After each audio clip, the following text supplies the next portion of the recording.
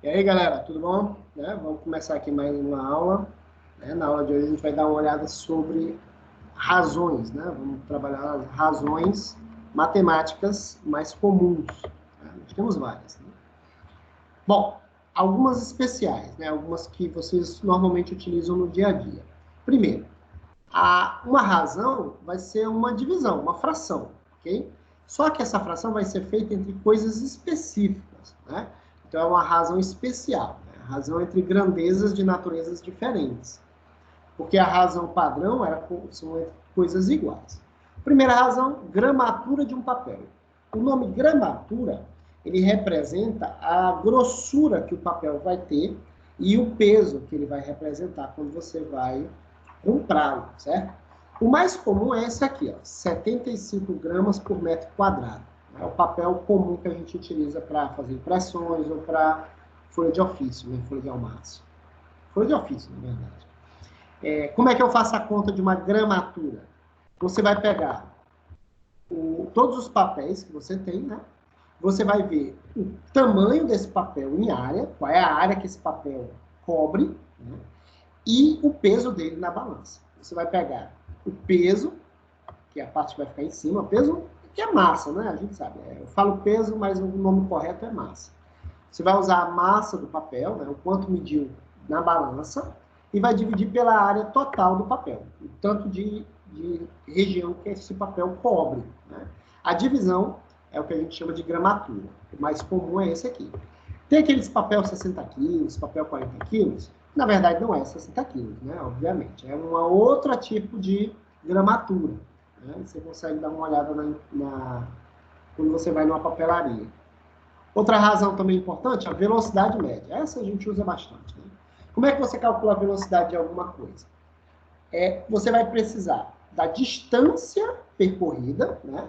Então, se eu quero saber a velocidade com que eu estou no carro, eu tenho que saber a distância que o carro percorreu e o tempo gasto, né? Quanto tempo levou, por exemplo. Se o carro está 30 km por hora, significa que ele consegue percorrer 30 km em uma hora, né? 30 km para cada hora. Né? Aqui tem um exemplo, ó. Um carro parte da cidade A para a cidade B, a distância entre elas é de 140 km, então vai percorrer 140 km, e levou 2 horas. Né? Então a velocidade foi 140 dividido por 2, né?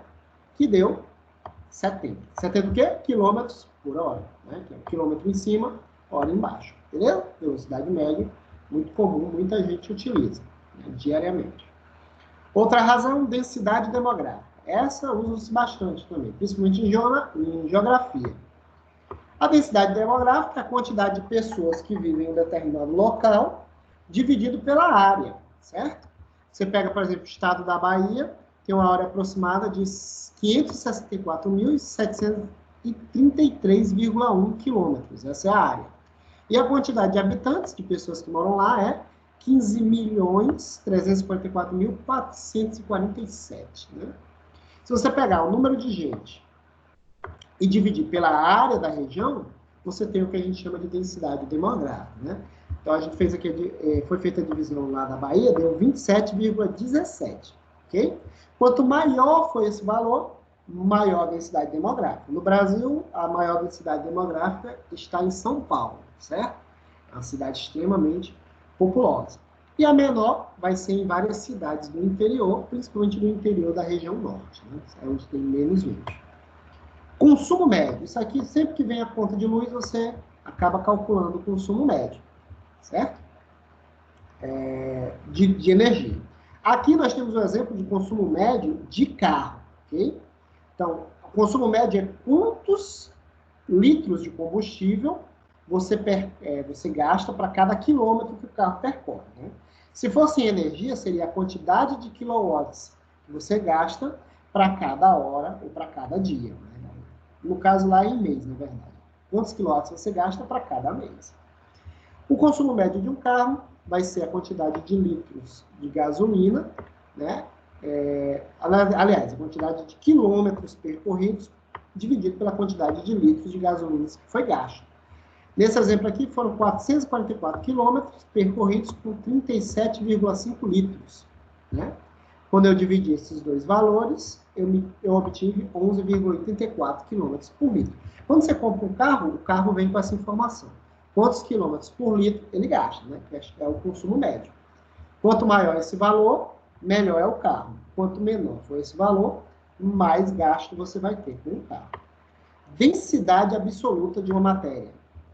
Bom, a densidade absoluta é a quantidade de massa que um objeto tem de acordo com o seu tamanho. Né? Por exemplo, 1 quilo de chumbo tem a mesma massa que 1 quilo de algodão. Né? Se você colocar na mão, você vai sentir o mesmo peso, né? Porque é a mesma massa.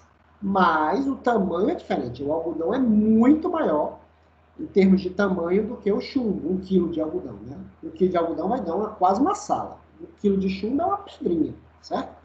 Quando você divide esses dois, a massa dividida pelo volume, você tem a densidade.